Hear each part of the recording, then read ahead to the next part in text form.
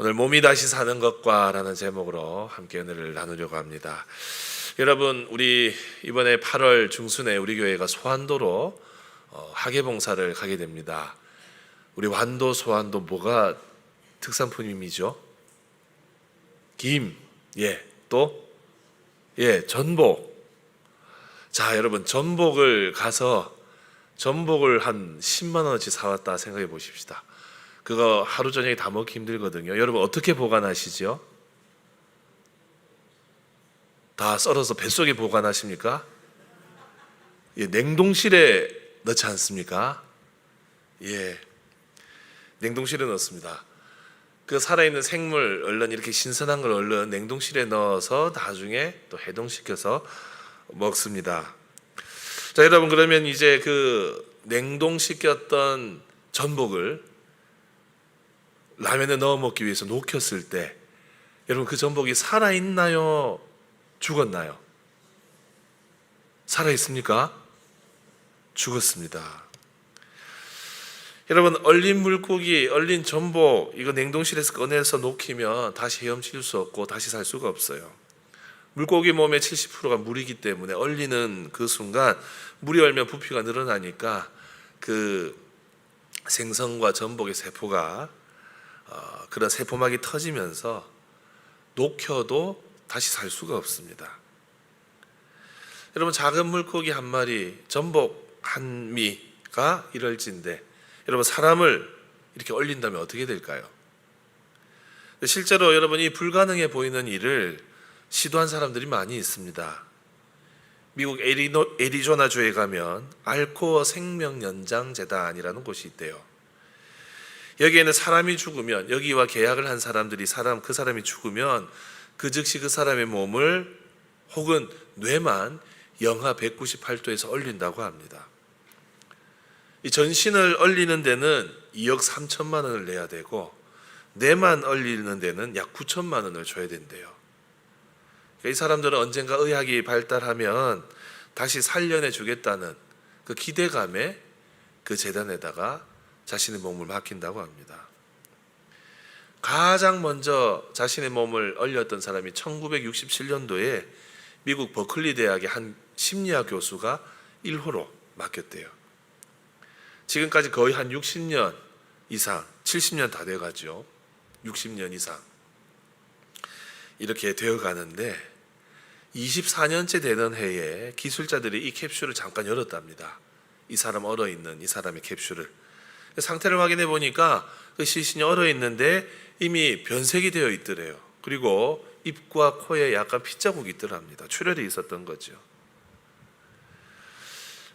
여러분, 지금 전 세계에 이렇게 미래의 과학이 발달이 되면 자기 몸을 소생시켜서 다시 건강을 찾고자 하는 사람들 수백 명이 지금 자신의 몸을 얼려놨대요. 근데 그 사람들의 한 사람도 단 한 번도 다시 깨어난 적이 없습니다.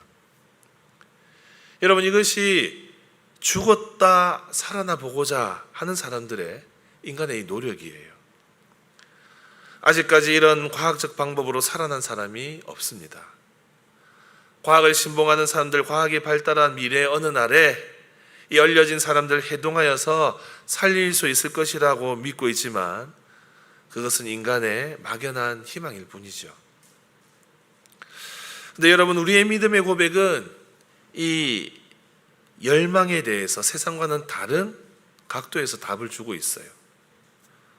몸이 다시 사는 것. 이것은 죽음을 회피하거나 늦추는 것이 아니라 죽음을 통과하여서 다시 몸이 살아나게 되는 것. 바로 성경이 말하는 부활은 완전히 죽은 다음의 부활을 말하고 있죠. 여러분, 오늘 몸이 다시 사는 것과 이 사도신경의 믿음의 고백을 함께 살필 것인데 이 믿음의 고백에는 우리가 한 가지 전제를 깔고 시작을 해야 됩니다. 그 전제가 바로 무엇이냐? 바로 우리 구주 예수 그리스도께서 부활하셨다라는 전제를 가지고 믿어야 되는 거예요. 여러분, 오늘 본문을 다시 한번 읽어보겠습니다. 시작. 만일 그리스도 안에서 우리가 바라는 것이 다만 이 세상의 삶뿐이면 모든 사람 가운데 우리가 더욱 불쌍한 자이리라. 그러나 이제 그리스도께서 죽은 자 가운데서 다시 살아나사 잠자는 자들의 첫 열매가 되셨도다.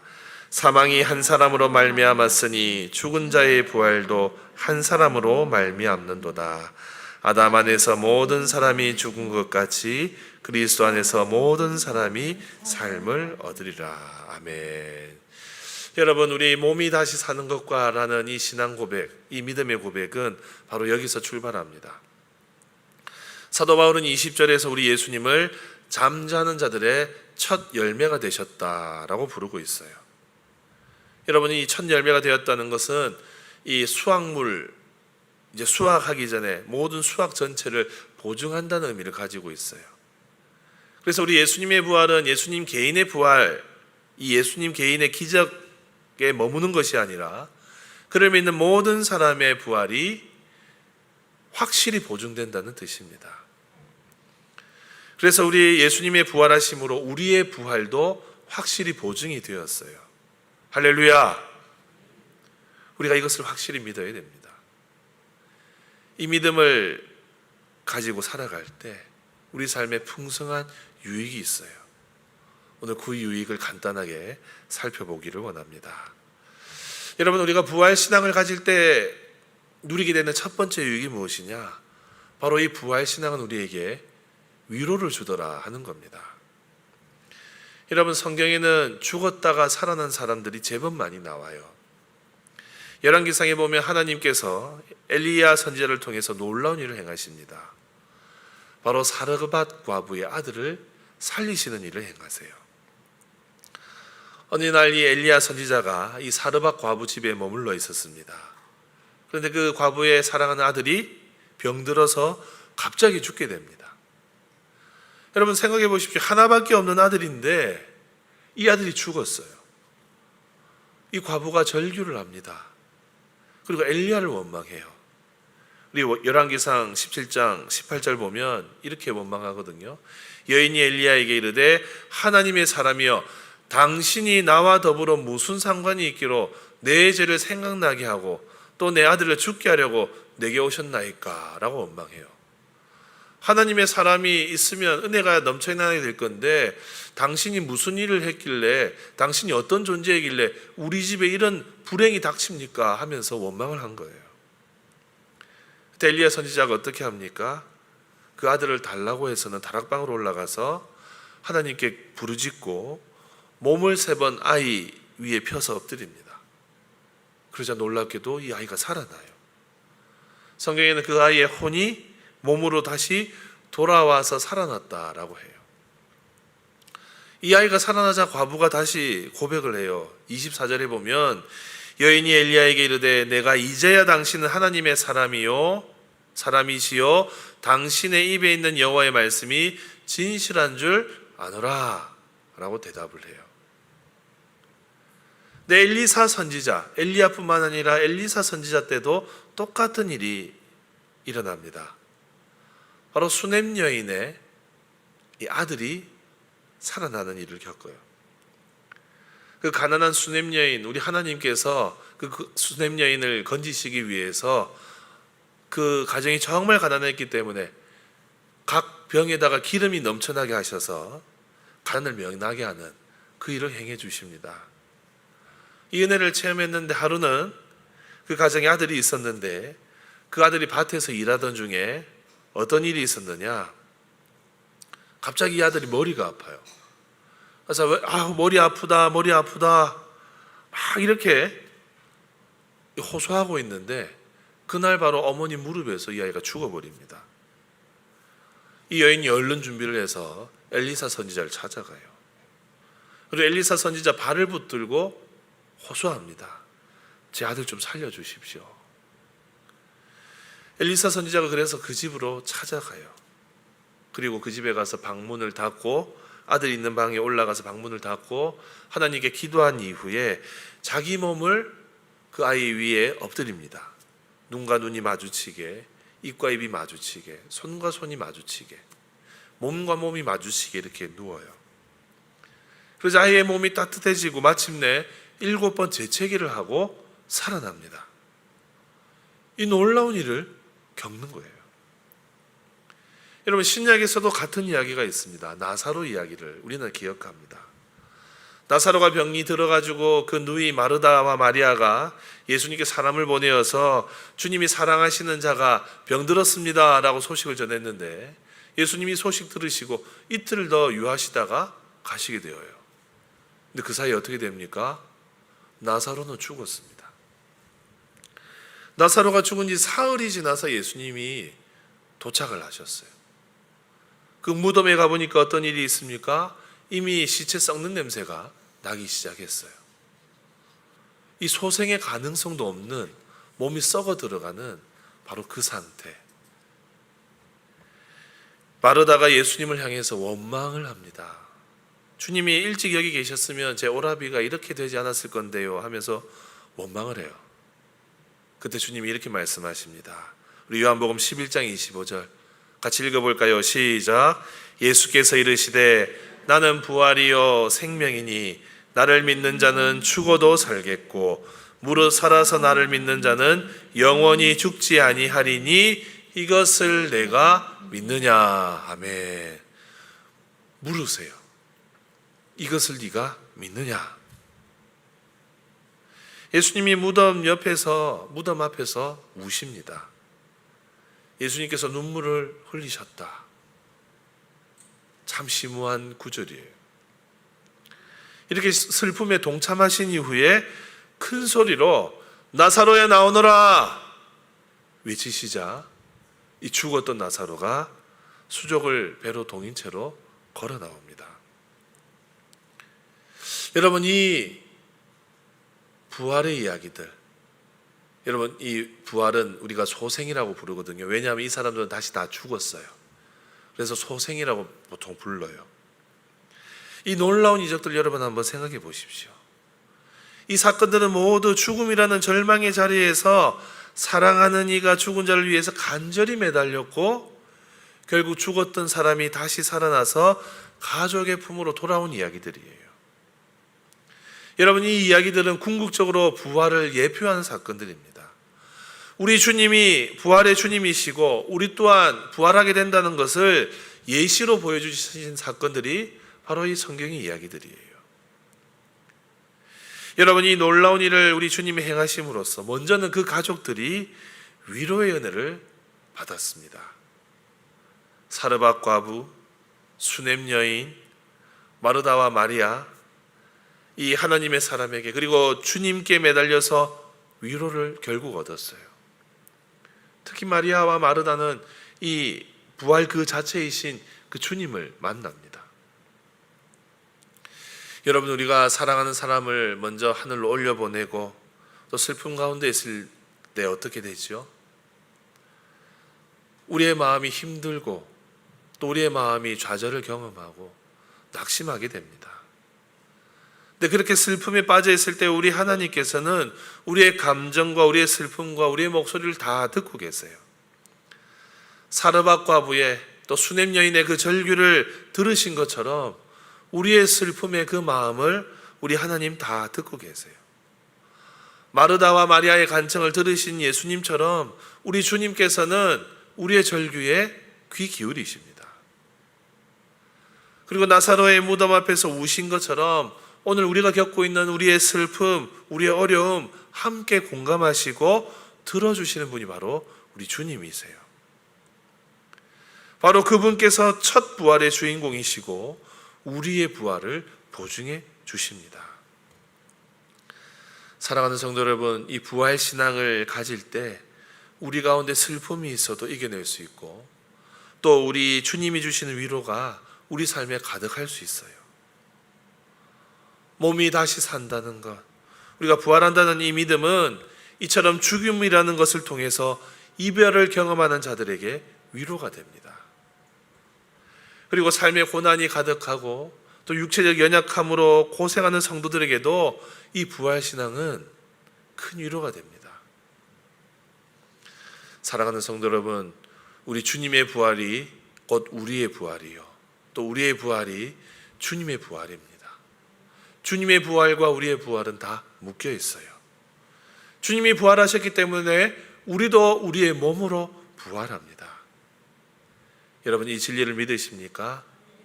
이 부활의 신앙을 가질 때에 우리 가운데 위로가 넘친다는 사실을 여러분들 잊지 마시기 바랍니다. 그리하여서 여러분 슬플 때나 힘들 때 부활하신 주님을 생각하십시오. 이 부활이 나의 부활이다. 이 부활의 능력이 나와 함께한다. 내 마음속에 새길 때마다 부활의 주님의 능력과 그 위로가 날마다 우리 가운데 넘칠 줄로 믿습니다. 이 믿음 가지시고 주님의 위로가 늘 함께하는 우리 모두의 삶이 되시기를 주님의 이름으로 축복합니다. 그럼 두 번째 우리 부활신앙의 유익이 무엇이냐? 부활신앙은 우리에게 소망을 줍니다. 구체적으로 어떤 소망이냐? 더 좋은 몸으로 영생하는 소망이에요. 여러분 이것은 위로 이후에 주어지는 소망이에요. 부활신앙은 우리에게 소망을 줍니다. 예수님의 죽으심과 부활을 믿는 모든 자들에게는 다 부활의 소망을 가진 사람들이에요. 오늘 말씀 우리 20절부터 22절을 다시 봅니다. 시작. 그러나 이제 그리스도께서 죽은 자 가운데서 다시 살아나사 잠자는 자들의 첫 열매가 되셨도다. 사망이 한 사람으로 말미암아 죽은 자의 부활도 한 사람으로 말미암는도다. 아담 안에서 모든 사람이 죽은 것 같이 그리스도 안에서 모든 사람이 삶을 얻으리라. 아멘. 여러분 우리가 언제 이 그리스도 안에서 이 새 생명과 부활의 몸을 얻을까요? 사도 바울은 여러 곳에서 우리 몸의 부활에 대해서 강조를 해왔습니다. 그리고 몸의 부활이 언제 일어나는지 증거했어요. 우리가 두 본문을 봅니다. 먼저 데살로니가전서 4장입니다. 우리 4장에 보면 제가 좀 읽어볼게요. 형제들아 자는 자들에 관하여는 너희가 알지 못함을 우리가 원하지 아니하노니. 무슨 말이지요? 죽은 자에 관해서 너희가 잘 아는 것을 내가 원한다 라고 하고 있어요. 왜냐하면 소망 없는 다른 사람들과 같이 슬퍼하지 않게 하려 함이라. 우리가 예수께서 죽으셨다가 다시 살아나심을 믿을진데 이와 같이 예수 안에서 자는 자들도 하나님이 그와 함께 데리고 오시리라. 주님 안에서 죽은 자들 다 살아난다 말하고 있어요. 15절 보십시오. 우리가 주의 말씀으로 너희에게 이것을 말하노니 주께서 강림하실 때까지 우리 살아남아 있는 자들도 자는 자보다 결코 앞서지 못하리라. 우리 16절 17절 같이 읽어볼까요? 시작. 주께서 호령과 천사장의 소리와 하나님의 나팔 소리로 친히 하늘로부터 강림하시리니 그리스도 안에서 죽은 자들이 먼저 일어나고 그 후에 우리 살아남은 자들도 그들과 함께 구름 속으로 끌어올려 공중에서 주를 영접하게 하시리니 그리하여 우리가 항상 주와 함께 있으리라. 아멘. 여러분 16절 보시면 죽은 자들이 그리스도 안에서 먼저 일어난다라고 말해요. 고린도전서에도 똑같은 이야기를 합니다. 우리가 오늘 본문 뒤에 보면 우리 51절부터 54절은 이렇게 말하거든요. 보라 내가 너희에게 비밀을 말하노니 우리가 다 잠잘 것이 아니요 마지막 나팔의 순식간에 호련히 다 변화되리니 나팔 소리가 나면 죽은 자들이 썩지 아니할 것으로 다시 살아나고 우리도 변화되리라. 마지막 나팔 소리, 우리 주님이 재림하시는 그 천상의 나팔 소리가 울려 퍼질 때 우리도 살아있는 우리도 다 변화된다 말하고 있어요. 여러분 이 일이 언제 일어난다고요? 주님이 다시 오실 때, 주님이 이 땅에 다시 오실 때 죽었던 자들 다 살아나고 그때 살아있던 자들은 다 새로운 몸으로 변화가 됩니다. 근데 여러분 그냥 지금 이 몸 이대로 부활하지 않습니다. 성경은 더 좋은 몸으로 부활한다고 가르치고 있어요. 사도 바울은 이 고린도전서 15장에서 참으로 부활에 대해서 많이 가르쳤습니다. 특히 우리 몸이 어떻게 될 것인가 상세하게 기록했어요. 우리 42절부터 44절인데 중요합니다. 이 부분을 또 다 같이 한번 읽어봅시다. 시작. 죽은 자의 부활도 그와 같으니 썩을 것으로 심고 썩지 아니할 것으로 다시 살아나며 욕된 것으로 심고 영광스러운 것으로 다시 살아나며 약한 것으로 심고 강한 것으로 다시 살아나며 육의 몸으로 심고 신령한 몸으로 다시 살아나다니 육의 몸이 있은즉 또 영의 몸도 있느니라. 아멘. 여러분, 우리가 부활하게 되면 네 가지 특징을 가진 몸으로 바뀐다, 변화된다, 새롭게 창조된다라고 말하고 있어요. 첫 번째는 불멸의 몸이 됩니다. 여러분, 불멸의 몸. 우리 42절에 썩을 것으로 심고 썩지 아니할 것으로 다시 살아난다 하죠. 여러분, 지금 우리 몸은요, 태어나는 순간부터 죽음을 향해 가고 있어요. 나이가 들면 노화됩니다. 나이가 들면 질병 생깁니다. 이번에 제가 맹장 터진 줄 알았는데 사실 요로결석이라 가지고 좀 민망했거든요. 우리 신영덕 장로님 기도하실 때 요로결석으로 고생 중인 목사님께서 기도해 주신 거 제가 들었는데, 온라인으로 예배 드리면서 저희 아내가 그 이야기 하더라고요. 이제 우리도 몸이 예전 같지 않다고, 관리해야 될 때가 됐다고, 그런 이야기들을 하더라고요. 노화, 질병, 세포의 소멸, 이게 우리 몸의 생존 사이클이에요. 근데 부활한 몸은 썩지 않는다라고 말해요. 그 다음에 두 번째로 우리 몸은 어떻느냐? 영광스러운 몸이 됩니다. 욕된 것으로 심고 영광스러운 것으로 다시 살아나며, 여러분, 여기서 욕된 것은 우리 인간이 타락한 이후에 짊어지고 살아가는 우리의 수치심뿐만 아니라 우리의 근본적인 어두움, 또 육체의 연약한 모든 것을 뜻해요. 여러분, 이것은 죽어가고 썩어가는 몸이에요. 죽음 앞에서 우리는 겁을 냅니다. 죽음 앞에서 우리는 무력해지고 초라해집니다. 여러분, 병든 몸, 우리 몸에 병이 들면 어떻습니까? 우리의 마음이 처량해집니다. 또 한편으로 여러 가지 비참한 마음도 들어요. 내 친구는 더 건강하게 사는데 나는 왜 이렇게 몸이 연약해서 이 고생을 하는가? 노화되어 가는 몸을 보면서, 주름살 하나하나 생기는 것을 보면서, 거칠해지는 피부 보면서, 또 얼굴에 나는 주근깨 보면서 마음 씁쓸해집니다. 아, 나도 늙어가는구나. 부활한 몸은 그렇지 않아요. 부활한 몸은 하나님의 영광을 담은 몸이기 때문에 그 어떤 것보다 가치 있는 몸이 됩니다.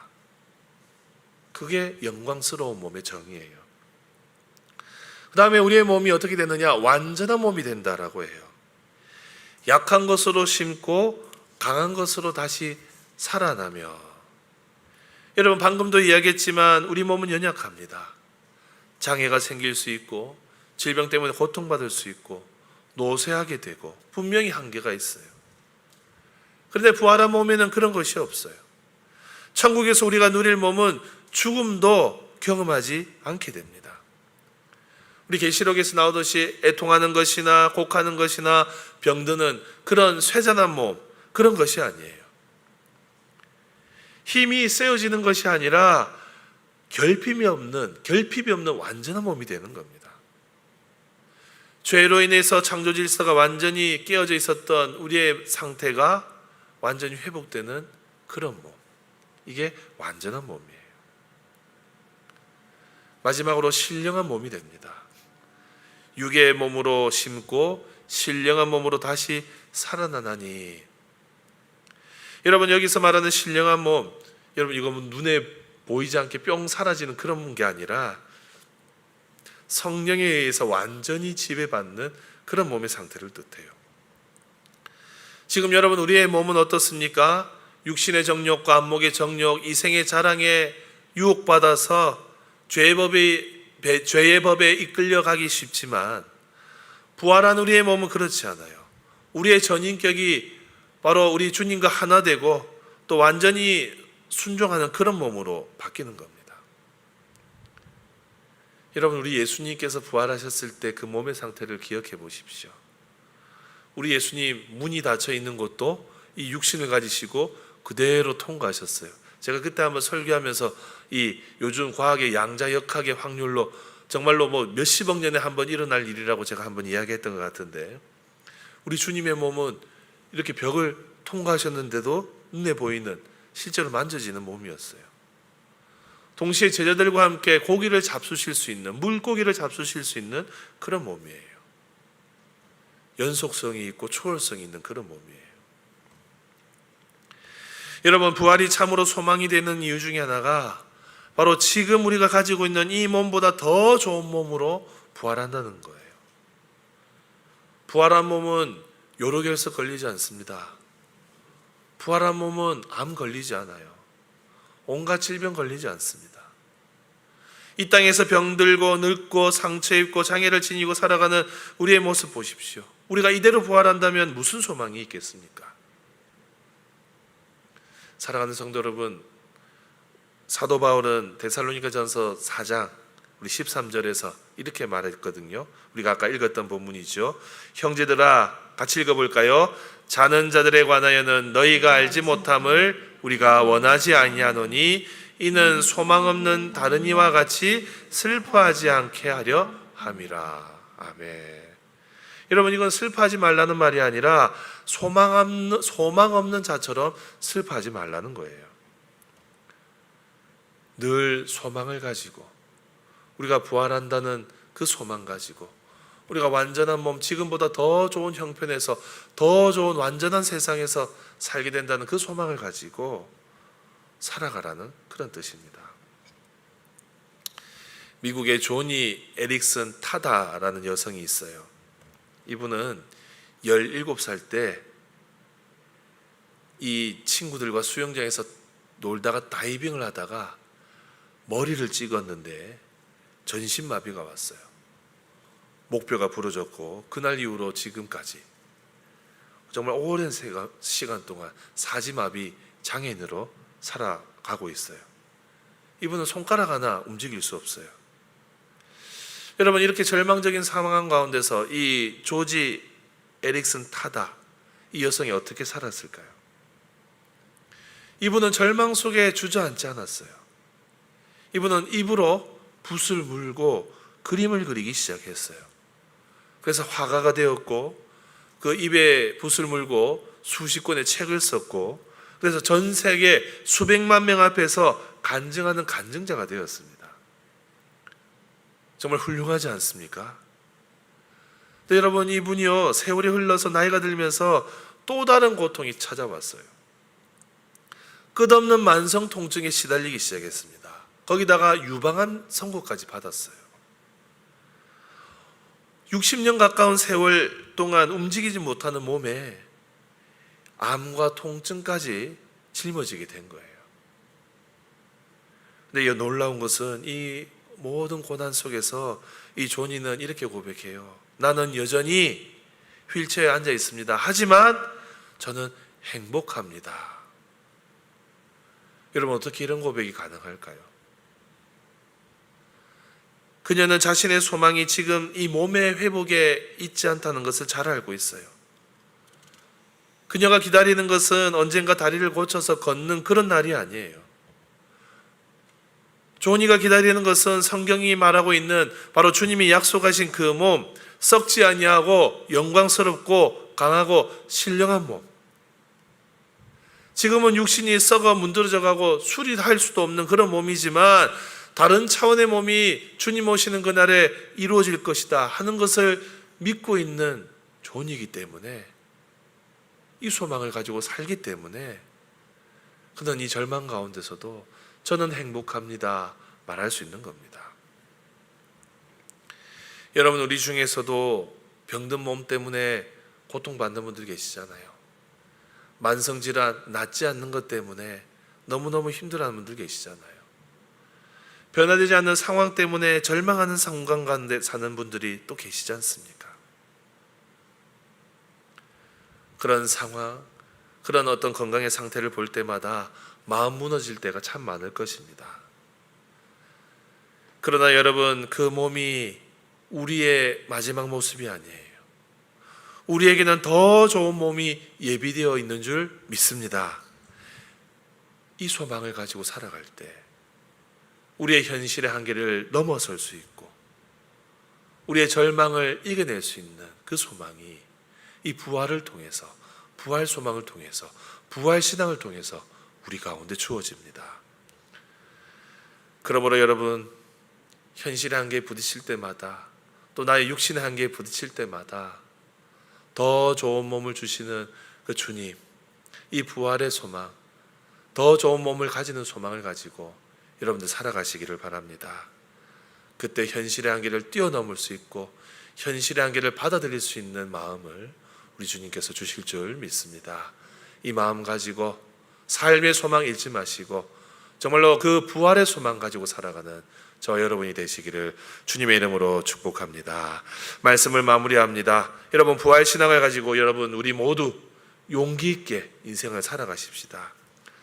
바울이 빌립보 교회 교인들에게 편지하면서 주님 주신 사명에 대해서 결연한 의지를 표현한 부분이 있어요.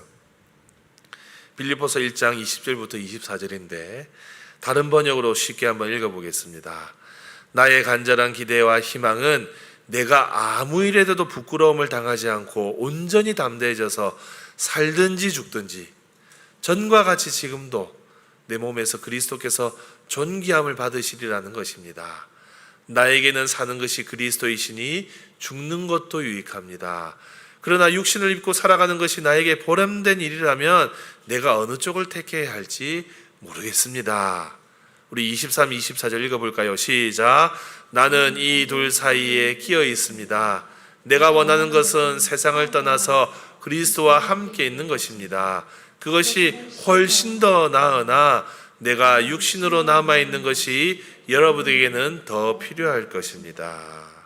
여러분, 무슨 말입니까?